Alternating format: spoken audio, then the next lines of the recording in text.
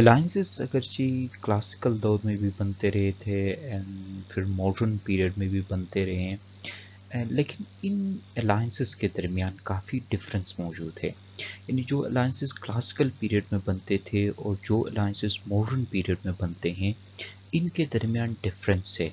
ऐसा नहीं है कि ये दोनों सेम ही तर्ज के हों। हाँ, एक बात सेम है कि ये दोनों अलाइंसेस थे। क्लासिकल पीरियड में भी वो अलायंसेस ही थे, मॉडर्न पीरियड में भी अलायंसेस ही हैं, लेकिन इन दोनों के दरमियान काफ़ी ज़्यादा डिफरेंस पाया जाता है। सबसे पहली जो डिफरेंस है वो ये कि मॉडर्न जो अलायंसेस हैं ये पॉलिटिकल हैं नेचर में, यानी पॉलिटिकल इन नेचर है और जंग को रोकने के मकसद से बनते हैं। अगर आप ना मॉडर्न अलायंसेस में जितने भी अलायंसेस हैं इन सब में देखो तो इनके अलायंस बनाने के जो प्रोटोकॉल साइन होता है उसके अंदर एक क्लू लाजमी आप देखोगे कि their purpose is to avoid war. लेकिन जो एंशियंट टाइम में अलायंसेस थे वो वार के लिए ही बनाए जाते थे।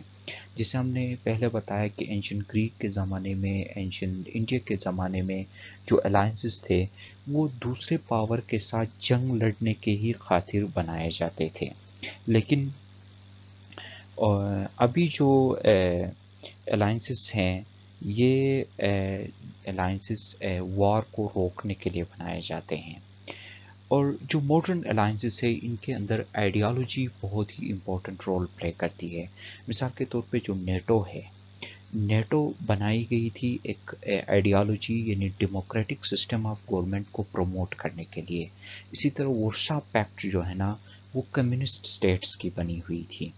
तो मॉडर्न दौर में जितने भी अलायंसेस हैं उनके अंदर आप आइडियोलॉजी का फैक्टर लाजमी देखोगे, लेकिन एंशियंट पीरियड में ये फैक्टर बहुत कम नज़र आता था।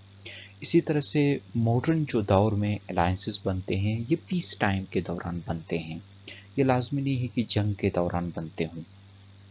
माजी में जो अलायंसेस बनते थे वो सिर्फ और सिर्फ जंग के दिनों में बनते थे, लेकिन मॉडर्न दौर में अलायंसेस हालत अमन में भी बनते हैं।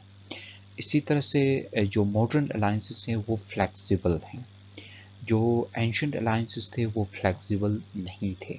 मॉडर्न अलायंसेस फ्लेक्सिबल हैं, इनके अंदर तरमीम की गुंजाइश आसानी से है, लेकिन एंशियंट अलायंसेस में इसके निस्बत तरमीम की गुंजाइश बहुत कम मौजूद थी।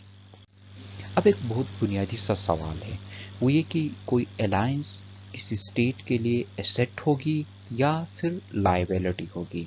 यानी कोई भी रियासत जब अलायंस बनाती है तो वो उस रियासत के लिए एक मुफीद चीज़ बनेगी या उसके लिए बोझ बनेगी। इसको एज सच हम ये नहीं कह सकते कि कोई भी अलायंस किसी रियासत के लिए एसेट है या फिर किसी रियासत के लिए वो लायबिलिटी है। ये सारा कुछ डिपेंड करता है उस रियासत के नीड के ऊपर और उस रियासत का की वो कैपेबिलिटी के ऊपर कि वो उस अलायंस से कितने ज़्यादा फ़ायदे उठा सकती है। अगर कोई अलायंस किसी रियासत के लिए फ़ायदा पहुंचा रही है तो वो रियासत के लिए एसेट है, अदरवाइज वो उसके लिए लाइबिलिटी है। और आजकल तो ये होता है कि अगर किसी रियासत के लिए कोई अलायंस लाइबिलिटी की तरह रह जाए तो फिर वो रियासत उस अलायंस को छोड़ देती है। मिसाल के तौर पर पाकिस्तान सीटों का फिर सेंटो का रुकन बना था और बाद में 70s में जब देखा कि सीटों और सेंटो से फ़ायदा कुछ नहीं मिल रहा है तो देन पाकिस्तान क्विट दोस अलायंसेस। सो अलायंस एसेट या लाइबिलिटी डिपेंड करती है। एज सच अलायंस को न तो हम रियासत की एसेट में शामिल कर सकते हैं और न ही रियासत की लाइबिलिटी में। हाँ, एक दूसरा फैक्टर अगर आप देखोगे तो हर अलायंस रियासत के लिए एसेट भी होती है और लाइबिलिटी भी होती है, क्योंकि अलायंस रियासत के लिए ज़रूरत के वक्त मददगार साबित होती है तो वो उसके लिए एक एसेट है। और फिर एक रियासत जब एक अलायंस का हिस्सा बनती है तो उससे उस अलायंस के रूल्स को फॉलो करना होता है, तो that makes it a liability for it. Thank you for joining, take care, good bye.